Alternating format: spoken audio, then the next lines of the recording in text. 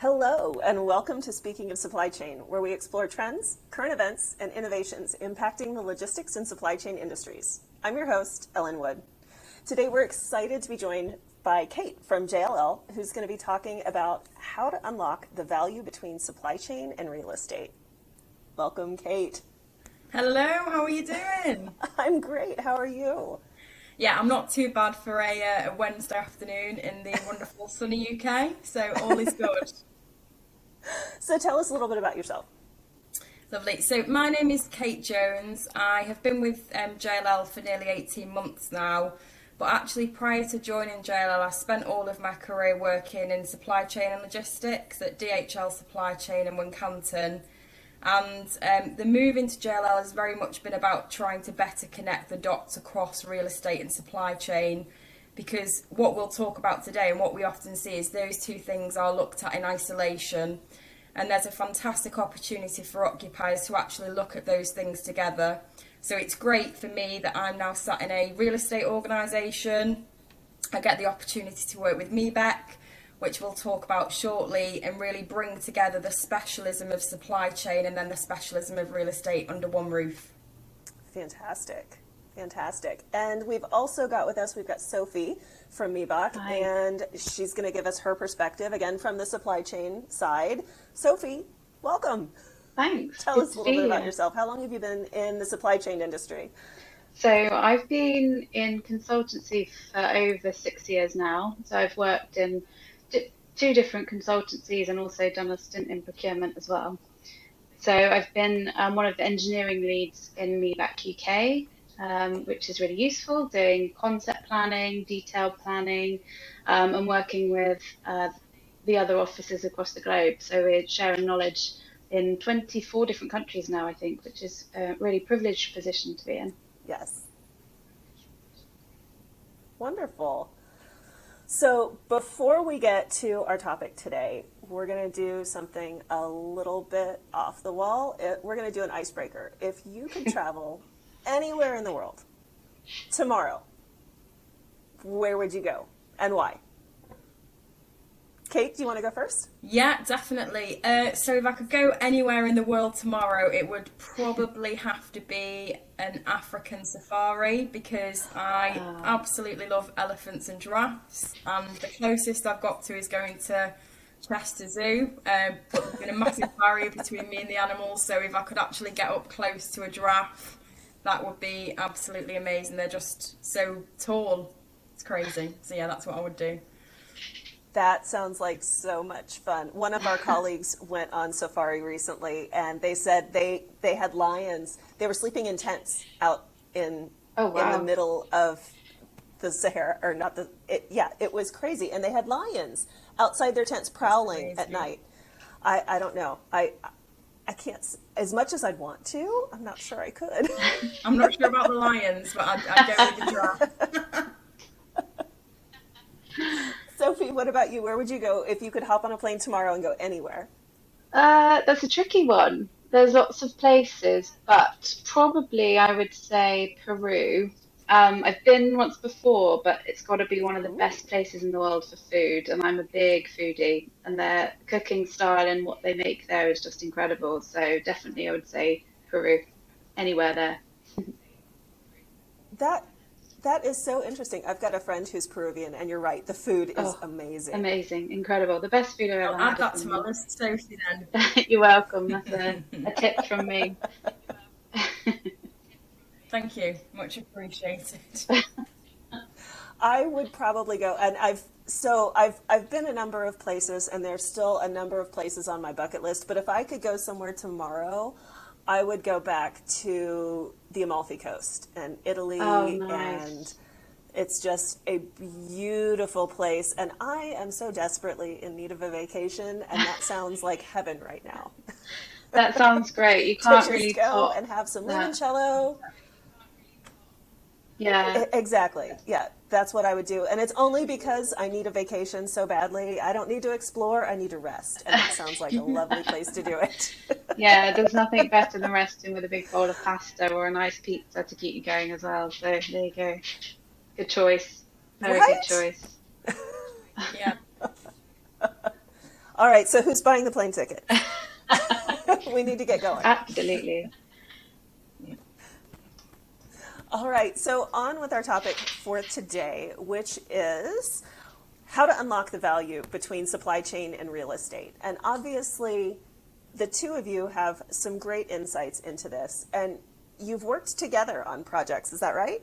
On client projects? Yeah. Yes, we have. We've worked on a number of projects, but both of us working very closely together, probably for the last 18 months or so now. So really, really enjoyable. And yeah, we've got lots to share with you.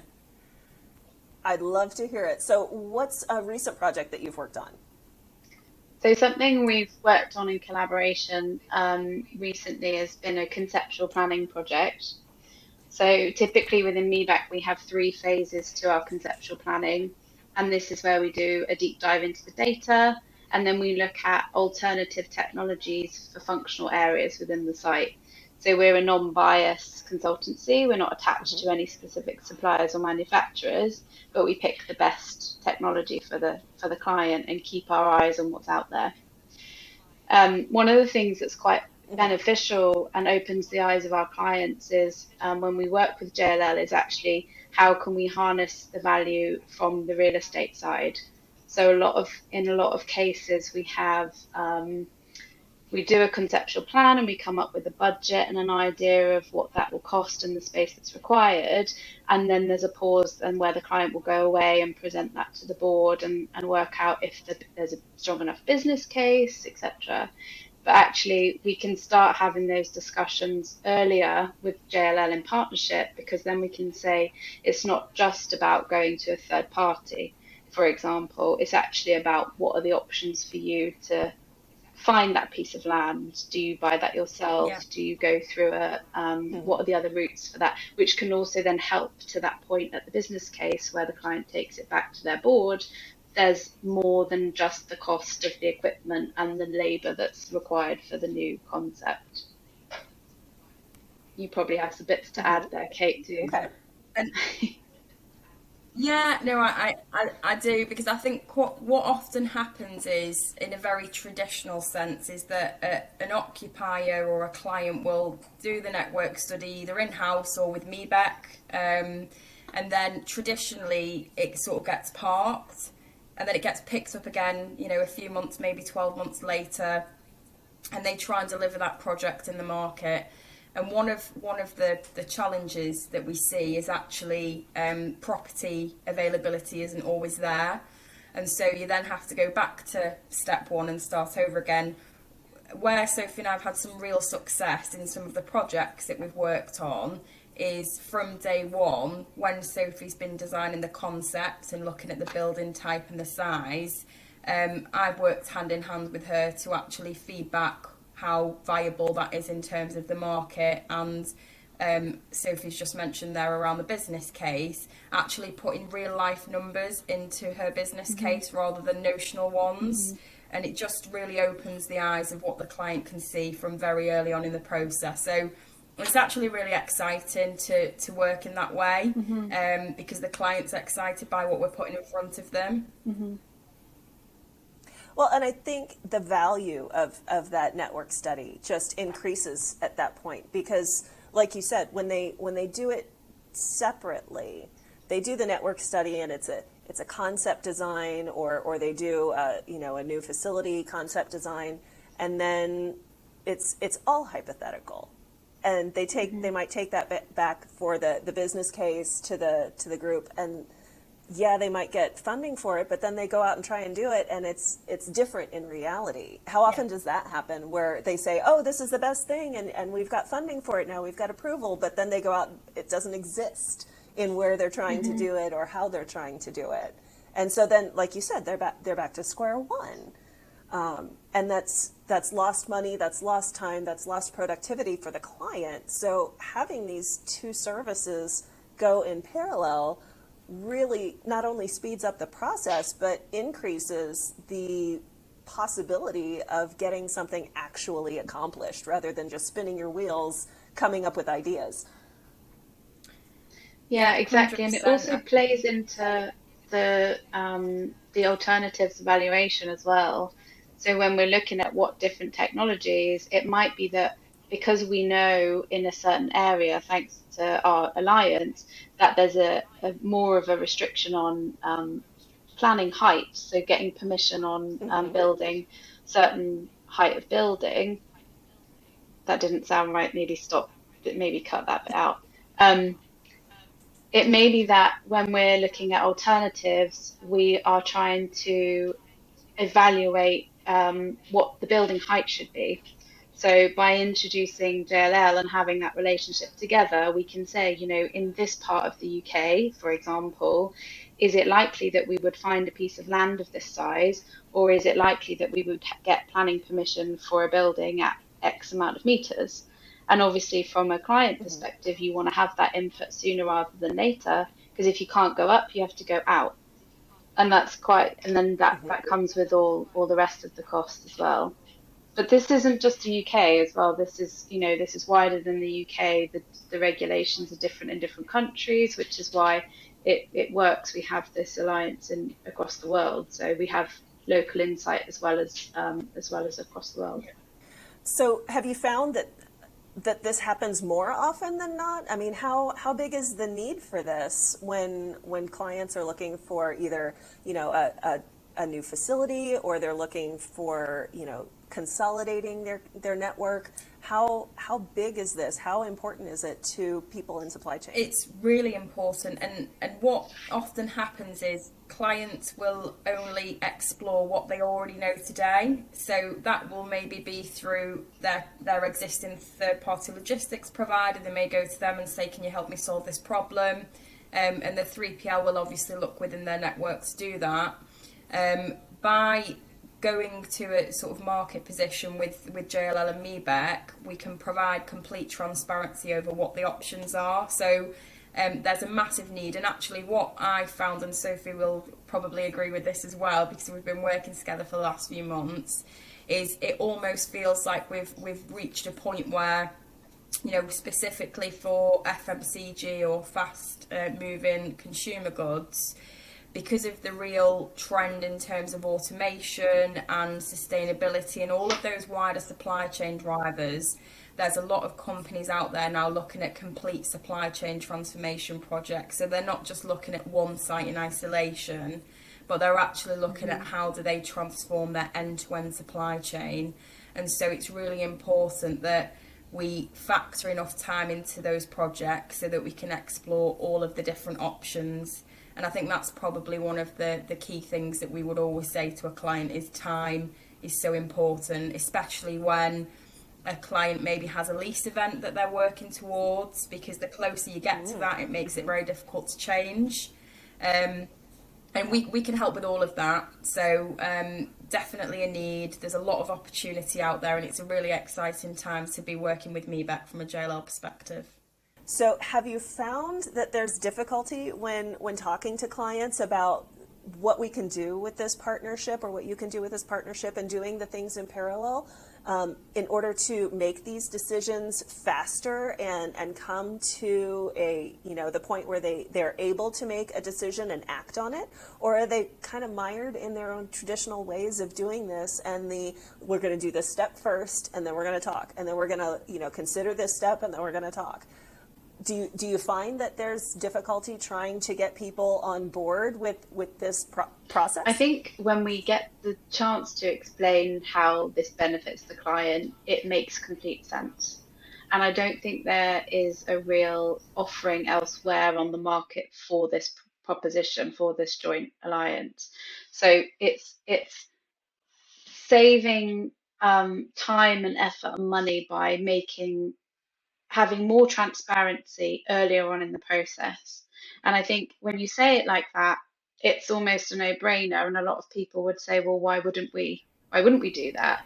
And I think it's just that Why? it's not been maybe Exactly. available yet, or we've not kind of shouted about it loud enough. So this is hopefully anyone listening to this will then say, oh yeah, this makes a lot of sense. Let's talk about it a little bit more.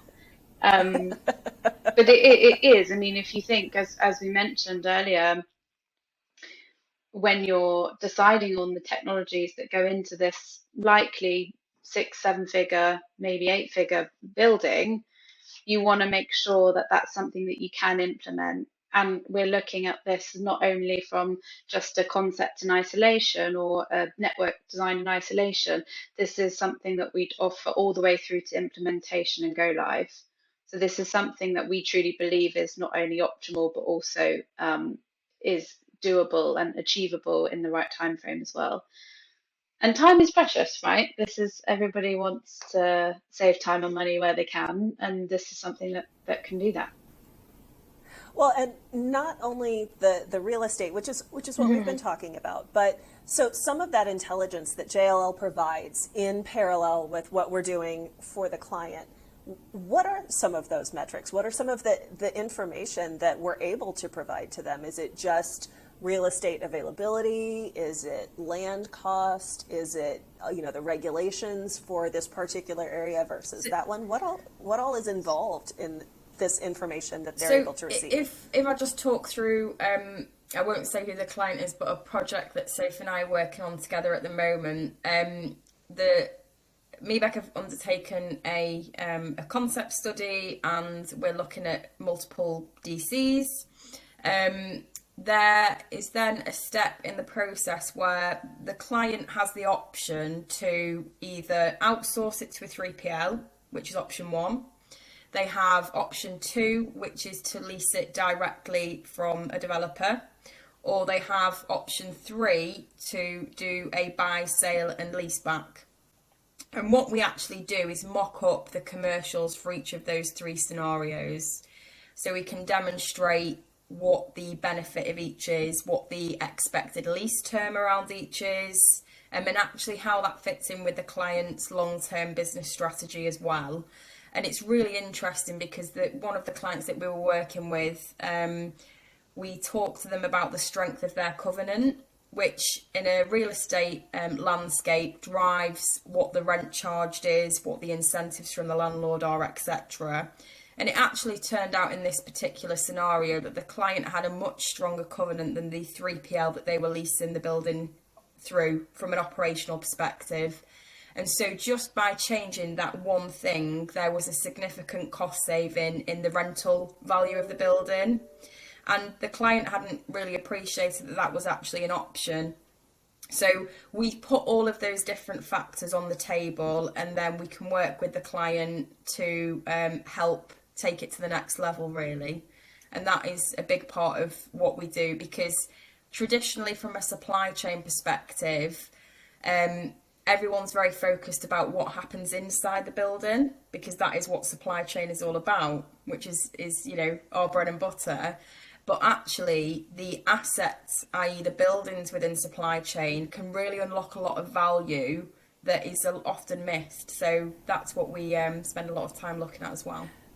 So aside from, again, time is money, what other benefits are there to working with supply chain and real estate in tandem? Like, what else could they get other than time and money? Well, I think the big piece, really, apart from time and money, which are two very, very important things, are deliverability. Deliverability, because you can save time, you can spend loads of time, you can spend a lot of money, a little bit of money, but the reality is that businesses have to move forwards, they have to develop, they have to be available for their end clients. If they can't deliver a project that's going to impact that actually impacts their wider business, so it has a huge impact. And so deliverability is actually key. And within the UK market and the European market at the moment, there's a shortage of buildings because of what we've seen over the last 2 years with COVID and uptake around e-commerce. So having real estate and supply chain together is really important and essentially allows the client to actually deliver what they need for their business. Interesting. So it's not even, you can't even take the money and the time of themselves. You have to look at the whole package that you're getting, and the fact that, yes, you're saving money, or ideally, in the ideal situation, you're saving money because you're able to find the best deal. In the ideal situation, you're saving time because you're able to do everything at once. But just being able to actually finalize the project rather than having everything be up in that stratosphere of hypothetical situations of this is what we could do if all the math works out in real life. That's what it looks like on paper, but having the ability to actually implement it and deliver it and then move forward as a business with that new solution is going to help them in the market, in their own market, against their own competitors, to be able to deliver their service or their product to their client that much And it's faster, transparency. because they're not dithering around wondering in a boardroom if they're going to make Yeah, a decision. exactly. And that's it. It's the The transparency. transparency of it. It's not looking at, as Kate said, it's not just looking at the inside of the building. And then from a real estate, it's not just looking at the outside of the building or the land. It's actually then the transparency to add as many factors into that initial business case as you possibly can, so that a decision can be made quicker and therefore your savings can be realized quicker. So when we say about time and money, yes, there's effort into working out the solution, but the time, it's the dwell time between, we know that this is the way that we want to go in the future. We know that these are the savings we can generate, whether that's from transport, whether that's from operational expense, whether that's from consolidation of sites. But we want to get there because everybody will always say, that's the savings that we're targeted for 5 years' time, but we want them in 3. So that's where you have, as anybody would, right? But that's where it comes into play, is because we're able to get that decision support with the transparency of getting that decision made quicker and therefore realized. All right, so how does that look in, I know you've talked a little bit about in some of your local areas where you've been looking for real estate for a client. What does that look like in terms of some of the local planning things? I know in the US it's different. We have a lot more space to work with. But in Europe, it's a lot more constrained, and there's a lot of just different constraints when it comes to the European markets and the European real estate areas. You have a lot more of older historical areas in your cities that need to be worked around, that there are different limitations as to what can happen. But even outside of inner city things, what kind of insight can you bring to clients who are wanting to look for a larger facility or even land to build a greenfield facility? So this is actually a really interesting one, because again, within the JLL and Miebach Alliance, we have a specialist team that focus on grants and incentives, and they're constantly tracking what is actually being made available by the government, and therefore what are the government's priorities in terms of driving the economy forward. So when we're actually working with clients, we will present to them what pieces of land in which locations there are incentives available that may actually help fund some of those projects. And again, that's one of the wider factors to consider. And we also help with the client in terms of building a business case. So if they're going into an area where they're going to create jobs essentially by setting up a massive distribution centre, that again is very attractive to the local authority if they've got issues with unemployment. So it goes much, much further than just, where does that building sit in the UK or in a different European country, and, how many miles is it between that DC and another one. There's a lot more to consider in terms of employment, giving back to the local community, bionet diversity in terms of making sure that we protect landscape. What you see now is a lot of warehouses that are being developed and built. They very much fit with the environment, because the older facilities, as you sort of mentioned, they're old, they're not very pretty to look at. And so there's a real drive moving forwards that warehouses are sustainable, that they fit with the local landscape, particularly because people are building closer to residential because there's not enough land available essentially. So all of that packaged together are those other factors that we work with clients to evaluate and hopefully unlock more value by looking at what grants and incentives we can find for clients as well.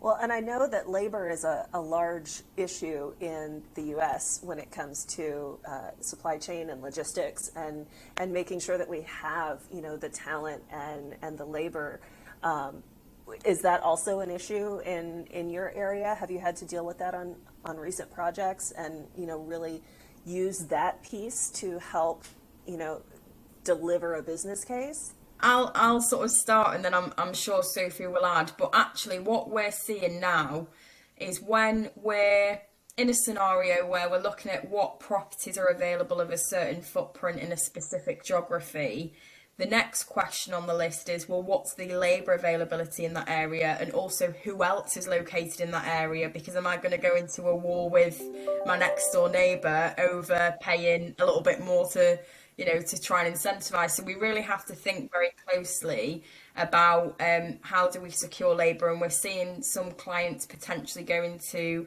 secondary locations where it's not necessarily in the specific centre of gravity, but they've got a much stronger labour pool there. So that's also been quite interesting. Yeah, I guess it's the obvious buzzwords, isn't it, really, of Brexit and coronavirus, which have had a significant impact on labour in the UK specifically. I mean, without wanting to get into too much detail around that, labour is one of the things that is is a big driver for automation, right? And actually, sometimes it's not only about the investment of the automation, it's about the fact that that can work 24 hours and we're going to have less sickness from automation. So it's not only about um, the rates of labour, it's about the kind of business continuity element, which people obviously want. SLAs and requirements from customers are getting stricter and stricter when we're competing with e-commerce specifically, and next day deliveries or even same day sometimes. So the labor can play a big piece in even deciding what that automation piece is going to look like. Yeah, absolutely. And especially in the UK, I mean, we are quite a small country, but compared to the States specifically, but the variation of labour cost across north to south is also quite large. So it plays into account when you're looking at real estate. And actually, if you're looking at a single site or a multi-site model, actually your labour costs may vary. You know, I don't want to put a percentage on it, but they will vary significantly from the north to the south of England. So that obviously plays a part in any calculations or any business cases that are created. And of course, if there is an automated solution or a digitalized solution that will allow them to balance that labor need versus what they can get done through automation, they're going to want to try and find that. And then having that labor information helps them get a realistic view of what that balance is going to require. Yeah, absolutely. I mean, we're always looking at comparing the different technologies with the increased labor required. For example, if you go manual and you have a high labor requirement, or if you go automated and you have a lower labor requirement. Kate and I did a webinar recently about actually how to map that, and using some of the tools that we've got within JLL and or Miebach. It's actually how can we visually layer that on top of each other when we're looking at where's the best place to situate a site as well. So it might be that we've done the network design and said you need to go in this area. This is where the center of gravity or the best supply chain strategy says you should be. And then we can help, JLL can help and say actually the labor for transport and logistics in that area is really seldom. And actually, if you went 10, 20 miles out east, then perhaps you'd find a better labour pool. So we work together in that way as well. Yeah, that's very specific. Just, 20 miles away, that it would make that big a difference. It doesn't feel like that's significant enough, but clearly there's more out there in terms of information. Or maybe it's 30 or 40. Maybe a little bit more. Before we wrap up for the day, is there anything else that you guys would like to share about what you guys are doing that is so hugely important for the clients in our industry? What do you see happening next? Do you think that a lot of people are going to, start buying into this concept of doing everything all at once in parallel just to save the time? Do you feel like there's still going to be a little bit of resistance for a while as these new ways of trying to do these things take hold? I think what will happen is we're already starting to see clients become interested in this as a new model, as in doing a supply chain and real estate study together. And as some of these projects come to fruition and actually buildings go up and clients talk to each other, there's a lot of collaboration between clients. The message will almost spread, and people will start to think, well, why haven't I thought about doing it that way, or who do I need to go and speak to? And you know, we've been working on the Alliance in the UK for the last sort of 12 to 18 months now. And really, we're still at the very beginning of that journey. So doing things like this podcast, doing things like our webinar, and actually going talking to clients is a really big part of it, and making that awareness and talking. So I think in the next sort of 3 to 5 years, this is going to be a really exciting space, and I will just see hopefully more supply chain and real estate projects happening. And by then, some of the projects that Sophie and I are working on now will actually be projects that have been built and delivered, and they'll have made a real impact to those client organisations. So I think the road ahead looks very interesting, and there's a lot of opportunity to be had. Well, and not just to your client organizations, but to the communities that they're arriving in. That'll be fantastic. Yeah. And it's changing the way supply chain is moving forward. It makes sense, this approach. It is completely, sorry, I'm babbling because I want to say a simple message, but I don't know how to say it simply. But No, it's fine. There's not I can't think of a situation where someone would say, no, I don't want that extra information while I'm trying to make this momentous decision. yeah, And in fact, just on that, I think that's a really important part, is that, you know, Sophie and I are more than happy to talk to a client about what the options are. And if they're not in the right place right now, that's absolutely fine. But it's better for them that they know what the opportunities are. And then, you know, in 3, 5, 10 years time, because, you know, supply chain projects are big and they don't happen every day, they have the insight and information available to consider it next time. So that's equally just as important as working on live projects now. Well, thank you so much, Sophie and Kate, for joining us today. We've had a great conversation, but that brings us to the end of our episode. This has been so interesting to learn about how real estate and supply chain really can go hand in hand and affect each other so strongly that it's almost silly not to consider them together. It's surprising that there aren't more supply chain consultancies or more commercial real estate companies doing this. I'm kind of excited that we're the first. So I hope our audience has enjoyed the conversation today. If you have, please give us a 5-star rating and make sure that you subscribe so you get our next episode. Thank you so much for listening to Speaking of Supply Chain.